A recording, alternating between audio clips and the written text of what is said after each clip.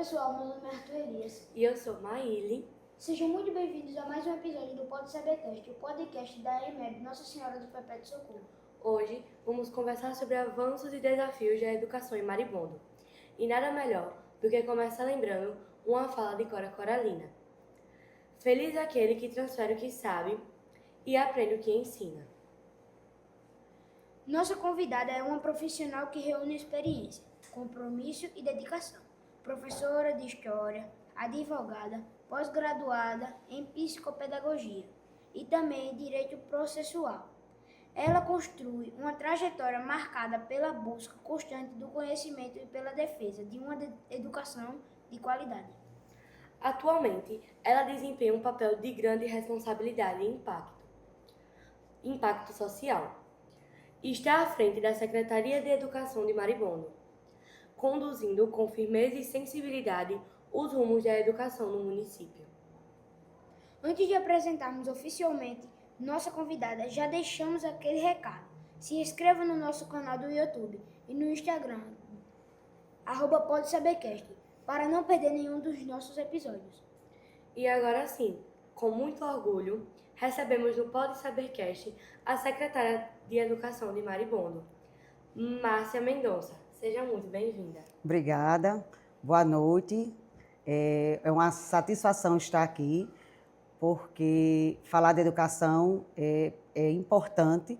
A gente não pode estar vivendo em sociedade deixando à margem a educação. Ela tem que ser prioridade, porque é ela que vai dar dignidade, vai formar cidadãos e vai dar um futuro melhor, né, aos nossos jovens, às nossas crianças, enfim. Professora Márcia, antes de falar sobre sua gestão, gostaríamos que a senhora compartilhasse um pouco da sua trajetória. O que motivou a escolher a área da educação? Quando jovem, eu tinha um sonho, que era fazer direito, estudar direito e me tornar uma advogada. Eu já tinha esse sonho desde pré-adolescente. Então, apareceu uma oportunidade de eu estudar, fazer uma faculdade de História e, com isso, veio aquele despertar pela educação. Então, assim, eu comecei a estudar História. Depois que eu terminei o meu curso, que eu concluí, eu passei no concurso público do Estado, me tornei professora do Estado, sou professora concursada. E, a partir daí, tendo essa estabilidade financeira, eu disse, agora eu vou atrás do meu sonho, que era estudar Direito. Então, eu fiz a faculdade de Direito, passei, depois eu prestei o exame da ordem, me tornei advogada e aí eu nunca abandonei a educação, porque assim, a educação entrou no meu coração a partir do momento que eu disse assim, eu vou estudar, mas aquilo ali era o que eu queria para a minha vida toda. Então, eu tenho a minha formação em Direito, mas eu sei da grande importância que é a educação. Então, eu sempre digo, eu sou advogada, mas jamais eu deixaria a educação. Parabéns, a trajetória da senhora também é muito essencial e que é forma de inspiração para muitas pessoas do nosso município, não só do nosso município, mas acredito que para a sua família, para as pessoas que lhe acompanham todos os dias e para as pessoas que sabem como a senhora é e que a senhora continue seguindo em frente e que cabeça erguida todos os dias. Muito obrigada. Além de professora de História, a senhora também é advogada. Como essas duas áreas do conhecimento dialogam na sua vida profissional? É como eu disse, eu entrei para a área da educação, né, com a intenção de fazer direito, mas a gente não pode dissociar isso. É como eu disse, em todas as áreas a educação tem que estar. Então, a experiência que eu tinha na área da educação, eu pude levar para o direito, e o que eu tinha no direito, eu pude levar para a educação. E aí eu vejo a questão da aprendizagem, da busca pelo conhecimento, do trato com as pessoas, da busca pela justiça, que tanto no direito como a gente também tem que buscar a justiça social na educação, porque a gente precisa, através da educação, ter uma sociedade mais digna, uma sociedade igualitária. Então, tem muito a ver as duas áreas e eu amo por isso, porque eu posso vivenciar as duas. A senhora possui pós-graduação em Psicopedagogia e em Direito Processual. De que forma essa formação múltipla contribui para a sua atuação como gestora pública? O estudo, o conhecimento, ele abre mundos, né? Então, quando eu fiz a minha especialização em psicopedagogia, ela ampliou o que eu sabia de educação, porque eu fiz uma licenciatura em História. Então, isso abriu meus horizontes. E quando eu fiz Direito Processual, foi uma oportunidade que eu tive também de me aperfeiçoar na área do direito, como advogada. Então, assim, é a prova de que a gente tem que estar sempre buscando. A gente não pode dizer assim, eu sei tudo. A gente nunca sabe tudo. A gente tem que estar sempre buscando o conhecimento, buscando novas possibilidades. A gente não pode parar no tempo. A gente tem que viver em constante evolução. O que mais inspira a senhora como educadora e gestora? A sala de aula, a experiência no direito ou na união de ambos? A união de ambos, né? O que me inspira na educação é a possibilidade, como eu falei, de proporcionar mudanças, desenvolver qualidades, fazer com que a educação avance, que os jovens tenham oportunidades. Então, isso é importante. Eu considero isso muito importante. O que significa para a senhora formação integral? E como esse conceito pode ser aplicado na educação pública municipal? A formação do integral, ela tem que pensar o educando como um todo. Não somente aquele que adquire conhecimentos técnicos de conteúdo, mas sim a sua formação completa. Ele tem que ter uma visão ampla da arte, da literatura, do cinema, também de pessoa, como é vivenciar o mundo, como é estar em sociedade. Então, é isso. A gente tem que ter essa noção de viver em sociedade.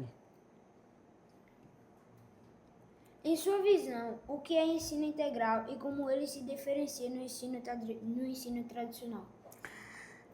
Ele não se diferencia. Eu não acredito que exista diferença. Eu acho que existe essa associação, porque, como eu disse, existe o ensino das disciplinas básicas, mas o integral tem que complementar. A gente não pode viver a letra do livro simplesmente o que está ali, mas aquilo ali trazer para a vivência da gente, para a vivência de mundo. Então, a gente tem que estar desenvolvendo todas as nossas potencialidades como ser humano, e isso o integral proporciona, né, através das atividades, das inovações. Antigamente a gente não via o desenvolvimento do esporte, das artes na escola, e hoje a gente vê. E a gente sabe que isso é uma preparação para o mundo que está aí, né? Hoje a gente prepara o jovem, tanto em termos de conhecimento, mas também de oportunidade, de melhora, de conhecimento e de postura na sociedade em que ele vive. Ele passa a ter a capacidade de se melhorar como pessoa em todos os seus aspectos, social, psicológico, intelectual. Então, tudo isso é uma soma que favorece o estudante, o integral junto do ensino regular. Quais valores a senhora acredita que não podem faltar no processo educativo? O valor do respeito, o valor da dignidade, o valor da busca pelo melhor, do respeito ao cidadão, são valores que não podem faltar. Principalmente a questão do respeito ao outro. Porque, assim, quando a gente vive em sociedade, e a gente hoje vive numa sociedade em que as pessoas elas têm interesses diversos, a gente tem que entender que as pessoas, cada uma tem o seu jeito e ela tem que ser respeitada da forma que ela é. Então, o respeito, ele é uma das prioridades. Como a senhora enxerga o papel da escola na formação cidadã dos estudantes em tempos de tantas transformações sociais e tecnológicas? É isso. A educação, ela não pode ser estática. Então, assim, ela tem que acompanhar as inovações. Hoje a gente tem aí, para os jovens, a questão da mídia, a gente tem a internet como um todo, a gente tem interesses que às vezes não são muito bons fora, como a busca por dizer assim, são colegas que tentam desviar para o mundo das drogas. Então, isso, o ensino, ele tem que, como é que eu posso dizer? Fazer com que a gente vença essas coisas que estão na atualidade através da educação. Assim, deixa eu tentar ser mais clara. A gente tem que usar a sociedade, trazer para a escola numa forma de preparar o cidadão para estar vivendo nesse meio. Entendeu? Então, assim, a escola tem que ser essa porta, esse elo de abertura de mundo, para que os jovens e as crianças possam estar inseridos no mundo, mas atendendo aos valores, aos princípios, à ética, que são valores que devem ser passados na escola.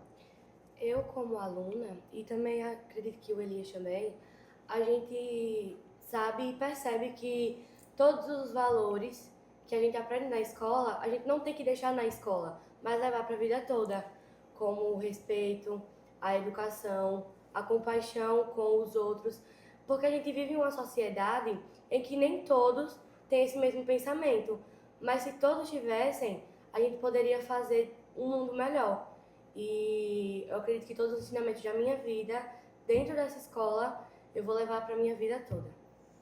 Isso é o que a gente chama de formação cidadã, né? A gente tem que formar jovens e adultos críticos, participativos, que sejam realmente cidadãos e que levem da escola, como você falou, esses valores do respeito, do companheirismo, da solidariedade. É isso que a gente tem que levar para o mundo. Quais foram os maiores desafios encontrados ao assumir a Secretaria de Educação de Maribondo? Os desafios são muitos, né? A gente encontrou estruturas físicas precárias, né? E a gente sabe que a educação também tem que contar com isso. Nosso alunado ele tem que estar em prédios que sejam confortáveis, que tenham condições de estudo. A gente encontrou também os índices ainda não do padrão que a gente quer de qualidade para o nosso município. A gente encontrou também os jovens que estavam se evadindo das escolas, e a gente tem que fazer isso, fazer esse resgate através da busca ativa. Enfim, foram inúmeros problemas que foram encontrados e que a gente vem tentando solucionar e que a gente já vem tendo avanços. A exemplo do AEE, que é a Educação das Crianças Especiais, o Atendimento Educacional Especializado. Hoje a gente tem em cada escola um psicopedagogo, a gente tem uma psicóloga na rede, a gente tem assistente social. Então, assim, a gente deu condições de que esse grupo, que é o que a gente chama de grupo multidisciplinar, possa atender as crianças da melhor forma. Porque, assim, as crianças que possuem necessidades especiais, elas têm que estar inseridas na escola. Não estar na escola, mas inseridas em todo o contexto. É o que a gente chama de inclusão. Inclusão não é estar na escola, inclusão é estar participando da escola. Ela ter aquele questão de pertencer à escola. Então, foram essas dificuldades, mas a gente já vem, sim, obtendo grandes avanços. Complementando a questão da EJA também, que é uma coisa que a gente não pode deixar de falar como avanço, porque a gente terminou o ano passado tendo cerca de 66 alunos e hoje a gente tem 384 alunos estudando na EJA. Então, assim, para a gente foi uma grande conquista, uma grande vitória, e sem falar que não foi só a questão da matrícula, da permanência desses jovens, desses adultos, desses idosos nas salas de aula. Hoje as salas de aulas estão cheias dos alunos da EJA, que é a Educação de Jovens e Adultos. Que mudanças ou avanços já podem ser percebidos na rede municipal desde o início de sua gestão? O AEE, como eu falei, né, esse atendimento educacional especializado, a gente atende as crianças em todas as suas particularidades, para que elas venham não só estar na escola, mas que elas possam ter o seu desenvolvimento sendo atendido. A gente tem a questão da EJA, como eu falei, a gente tem a questão das estruturas físicas. Nós já temos 2 escolas hoje, num padrão assim, número 1, são escolas todas reformadas, que não estão climatizadas ainda, porque a gente está esperando a subestação, mas serão todas climatizadas com estrutura adequada para receber o nosso alunado. Então, esses foram os nossos... Sim, nós podemos falar também da merenda escolar. Hoje nós temos merenda de qualidade. A gente vê aí frutas, legumes, e o almoço gostoso, o lanche gostoso. Então, assim, tudo de forma satisfatória, porque a criança, o adulto, também precisa dessa alimentação para poder se desenvolver, né? Ter uma forma de melhorar na questão de aquisição de conhecimento. Como a senhora enxerga a valorização dos professores e funcionários da educação no município? A valorização, ela tem que existir sempre. Então, assim, a gente encontrou e encontra ainda, né, como um todo na educação, professores que estão desmotivados, mas desmotivados por quê? Porque não existe tanta valorização, mas a gente já está valorizando o professor com a formação continuada, com os prédios, como eu estou dizendo, a estrutura física, e a gente pretende valorizar cada vez mais. A exemplo, que está para ser já aprovada na Câmara de Vereadores, um projeto de lei onde vai bonificar a escola que conseguiu os índices do IDEB, através da prova SAEB. Então, isso é incentivo para o professor, é a questão da valorização. E a gente vai, assim, primeiro ano, nós só temos o quê? 8 meses de gestão, a gente vai, sim, ver o que é que a gente pode melhorar na questão, por exemplo, de salário, um salário mais digno, um salário justo, continuar melhorando as estruturas físicas, enfim, formações continuadas, porque o professor tem que estar sempre, como eu venho dizendo, em constante evolução. E isso vai da questão da formação e das condições que são dadas. Em sua gestão, quais estratégias têm sido adotadas para garantir que todos os alunos tenham acesso a uma educação inclusiva e de qualidade?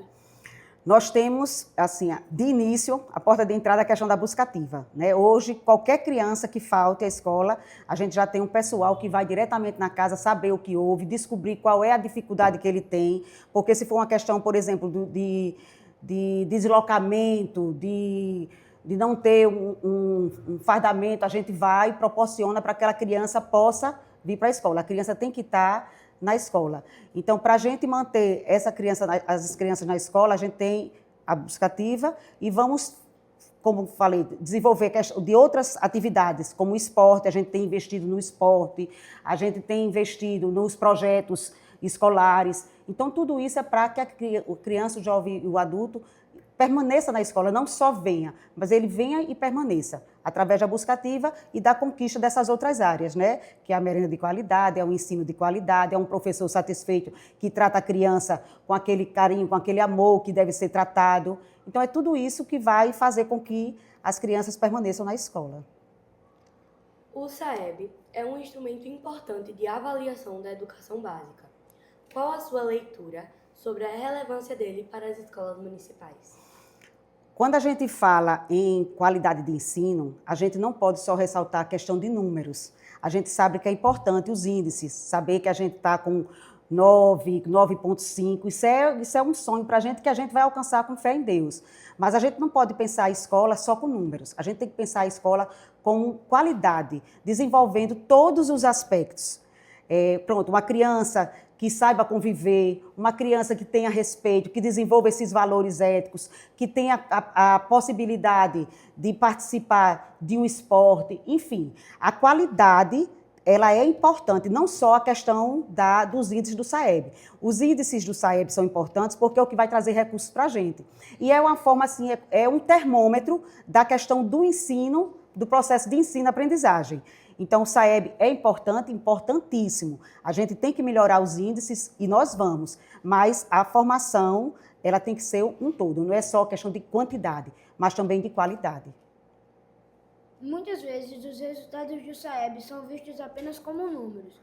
Como transformá-los em estratégias pedagógicas reais para melhorar a aprendizagem? Pronto. Foi o que eu acabei de falar, são os números, né? A questão da quantidade. Mas o que é que a gente pode, através do SAEB, melhorar as escolas?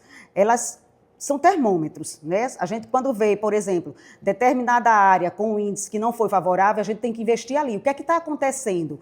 Por que aquela escola não está conseguindo avançar pedagogicamente? O que é que está faltando? É a formação do professor, a formação continuada, é a questão da valorização, é a questão do incentivo, é um professor que esteja motivado. Então, tudo isso tem que estar caminhando junto com o SAEB, entendeu? E a gente não pode dissociar isso. É como eu estou dizendo, o SAEB é o termômetro que a gente precisa para verificar em quais pontos do ensino-aprendizagem a gente precisa melhorar. Este ano é um grande desafio para as escolas públicas, já que os alunos que realizaram o SAEB passaram pela pandemia, com interrupções no aprendizado. Quais estratégias a senhora considera fundamentais para aumentar o nível da proficiência desses estudantes? Hoje nós temos no município o projeto Lê para Valer, o projeto de recomposição de aprendizagem. Então, como é que eu posso dizer? essa deficiência que ficou por conta da pandemia, que foram as crianças que não estavam nas salas de aula, estavam tendo aulas online, a gente sabe que teve essa dificuldade.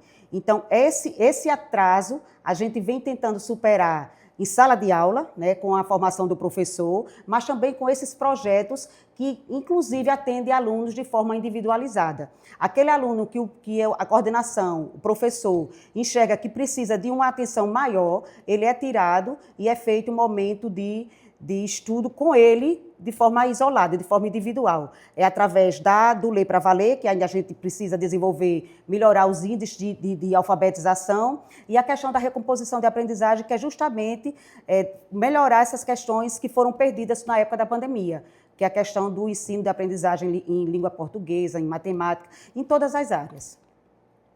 Na sua visão, a preparação para avaliações externas deve ser apenas um momento pontual ou precisa estar integrada ao planejamento pedagógico durante todo o ano letivo? Deve estar integrada, sem dúvida, porque, como eu disse, essas avaliações externas, elas são termômetros também para a gente. Então, assim, elas são a nível nacional. Então, a nossa escola ela não pode estar diferente de outra região, a gente tem que estar igual. Então, quando a gente está com o índice abaixo, o que é que está acontecendo que a gente está diferente daquela região? Então, a gente tem que investir ali. Então, a gente não pode deixar isso à margem. O que a senhora diria para os pais que acreditam que a escola deve assumir sozinha toda a responsabilidade pela educação dos filhos? Eu diria aos pais que a escola ela tem sim essa função de acolher, de receber os alunos, mas eles têm que entender que a educação mesmo, ela tem que vir de casa. O pai, ele não pode... A gente tem sim essa questão do educar, de formar cidadão, mas essa educação primordial, ela tem que vir de casa. A gente sabe que nem sempre existe. Hoje, assim, tem muitos jovens, muitas crianças sem limites, e que isso deveria ser corrigido a partir de casa. Por isso que a gente vem tendo muitos problemas nas escolas, porque quando a criança chega, ela já vem com os costumes de casa, de falta de respeito, de compromisso, de horário, e isso tem que ser colocado através dos pais. Então, eu diria aos pais, nos ajudem, vamos fazer uma parceria, família e escola, veja a questão da educação, que a gente vai complementar isso com o processo de ensino-aprendizagem e a formação da criança de forma integral, dela como cidadã. Em sua opinião, quais políticas públicas ainda precisam ser fortalecidas em Maribondo para garantir um ensino mais equitativo e transformador? As políticas públicas. Como eu falei, a gente, primeiro, de início, a gente tem que ver a questão da busca ativa, a gente não pode deixar as crianças fora da escola, isso é importante.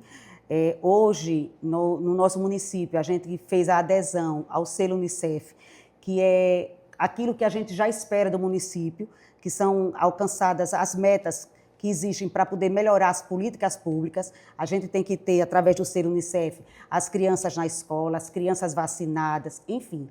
Mas, tratando de educação, a gente tem que melhorar esses índices, essa questão dessas políticas de, por exemplo, do ensino de qualidade. A gente tem que a merenda boa, professores qualificados, professores que estão em constante capacitação, o aluno na sala de aula através da busca ativa. Então, são essas políticas que vão fortalecendo a educação, dos programas de recomposição.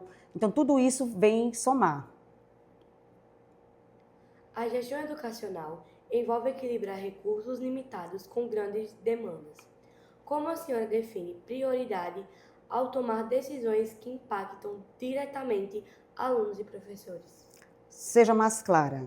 Repita, por favor. A gestão educacional envolve equilibrar recursos limitados com grandes demandas. Como a senhora define prioridades ao tomar decisões que impactam diretamente alunos e professores? Os recursos hoje, assim, nós temos os recursos que vêm através da educação, mas é como se diz, eles não dão para atender tudo ao mesmo tempo. A gente tem que ver a questão das prioridades. Então, o que é prioridade hoje? A prioridade é a estrutura física, é a merenda de qualidade, é o professor em formação, o professor valorizado. Através daí, a gente vai conseguir avançar, mas a prioridade do investimento é nisso daí, para que depois a gente vá buscar coisas que venham agregar, entendeu? Como, por exemplo, grandes ginásios de esporte, mas primeiro essa questão da permanência do aluno com condições de estrutura física, um professor qualificado e motivado, e a questão da merenda. Uma boa gestão precisa olhar para resultados, mas também para pessoas. Como a senhora busca equilibrar a cobrança por metas com a valorização dos profissionais de educação? Eu busco equilibrar, assim, a gente sabe que quando a gente está à frente de um cargo, a gente tem que ter uma postura mais rígida. Mas isso não quer dizer que a gente não deva ter um trato com as pessoas. Eu costumo olhar, sim, que se seja feito aquilo ali que é necessário para que a educação avance, mas eu também tenho que olhar aquela pessoa como ser humano. A gente tem que pensar isso como um todo. Por exemplo, hoje a gente tem, que é uma coisa que eu venho pensando, é a questão da saúde mental, tanto dos alunos como dos professores. Mas só que a gente pensa mais nos alunos, só que a gente tem que pensar também na questão do professor. Então, a gente tem que pensar essa melhoria como um todo. Professor, aluno, escola, família. Quais estratégias de gestão a senhora considera essenciais para garantir uma educação de qualidade, mesmo em contexto de dificuldades financeiras ou estruturais? As estratégias, manter a valorização do professor, a gente tem que valorizar, que respeitar, a gente tem que manter o aluno também motivado, né? A gente não pode, porque assim, a escola ela tem que ser atrativa. A gente tem um mundo aí que oferece muitas coisas, mas a escola ela tem que ser atrativa. Então a gente precisa trazer isso também, essa questão do gosto pela escola, de estar na escola, o professor motivado, isso é o que a gente tem que priorizar. Pensando no futuro, como a senhora enxerga a gestão educacional em Maribondo nos próximos anos e quais vão ser os principais projetos que pretende consolidar? Nós estamos com 8 meses de gestão, mas a gente vem tendo grandes avanços. E o que a gente pretende é cada vez melhorar. O que é que eu penso no futuro? Que realmente a gente tem os índices, tratando de quantidade, que a gente tenha jovens integrados, utilizando a questão do integral, jovens que estejam no esporte, jovens que estejam despertando intelectualmente, que sejam escritores. Inclusive, aqui na escola nós temos alunos que já disputaram para isso. A gente tem que ver a questão da necessidade do jovem se sentir preparado para estar vivendo essa questão do ser cidadão, do estar cidadão.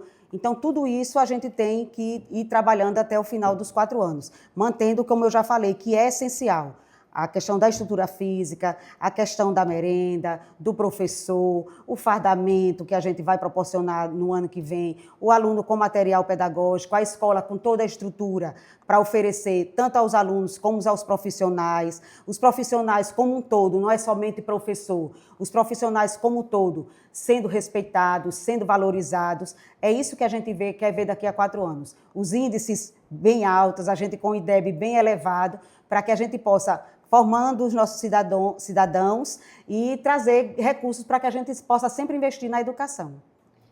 Para encerrar, qual mensagem a senhora deixaria para professores, estudantes e gestores sobre a importância da educação como instrumento de transformação social?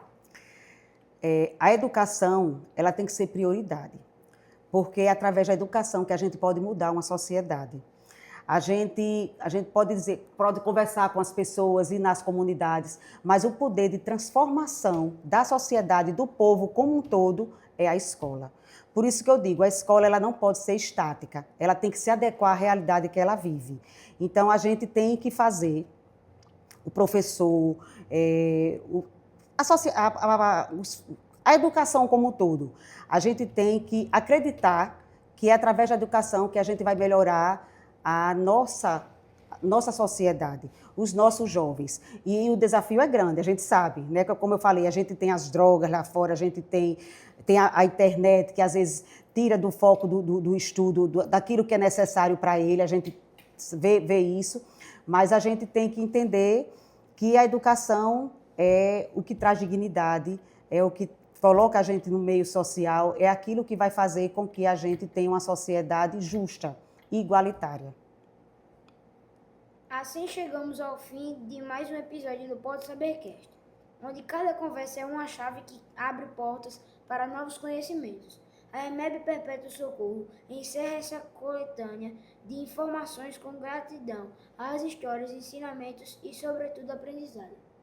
Muito bem. Eu fiquei feliz em participar, em dar minha contribuição, dizer aqui que o meu compromisso com a educação cresce a cada dia, porque é um sonho meu ver a educação de Marimbondo assim, com índices, com qualidade elevada. Eu sonho ver os nossos alunos terem, como é que eu posso dizer, condições de alçar voos maiores. A gente sabe que hoje nós temos os adultos, que são os médicos, são os engenheiros, os professores, mas são os alunos, os jovens, que vão fazer isso futuramente. Então, a gente precisa ter a educação, ter esse valor da educação e saber que a gente vai avançar através dela. Então, eu estou muito feliz de estar como secretária e de poder proporcionar isso à educação como um todo, tentar realizar o sonho de ter essa educação de qualidade. Muito obrigada. Muito obrigada mesmo pela participação da senhora, foi essencial hoje. E a toda a nossa equipe e a toda a comunidade escolar, todos os nossos agradecimentos pela sua colaboração. Parabéns. Obrigada.